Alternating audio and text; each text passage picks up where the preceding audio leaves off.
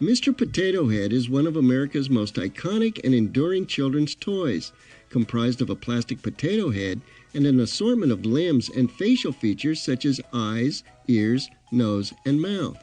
Hats and hair pieces, along with a small plastic body and feet, are also included.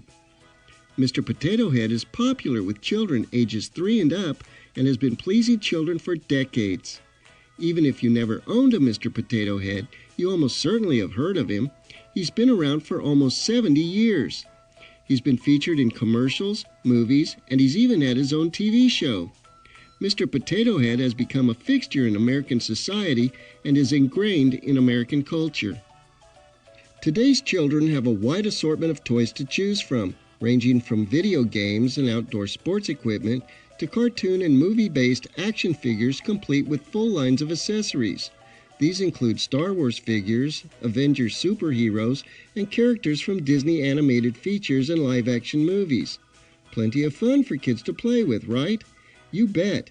But before R2-D2 and Pikachu, and even before Barbie herself, there was Mr. Potato Head, the toy that really started it all. Believe it or not, Mr. Potato Head dates back to the early 1940s, when America was engaged in World War II. It was in Brooklyn, New York, that a young toy inventor named George Lerner reportedly saw his wife's nephew making dolls for his sisters out of potatoes from the family garden, using sticks and bits of vegetables for facial features. After the war, young Mr. Lerner tried marketing his idea of using vegetables as toys to toy manufacturers, but they initially rejected his idea. People at the time were sensitive about conserving food, and the idea of using vegetables as toys seemed wasteful to them. Mr. Lerner persevered, however, and eventually convinced a cereal manufacturer to include little plastic eyes and other facial features as a toy surprise in their cereal boxes. He sold the cereal company his idea for $5,000.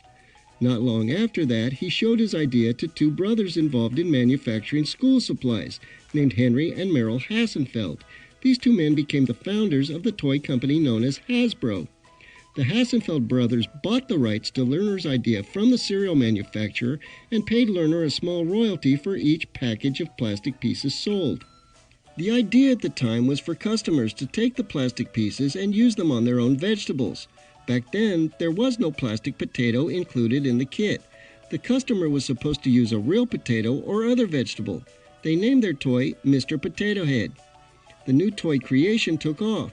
Children loved it, and Mr. Potato Head became the first children's toy to be advertised on television. That was back in the 1950s. Over subsequent years, the toy continued to evolve.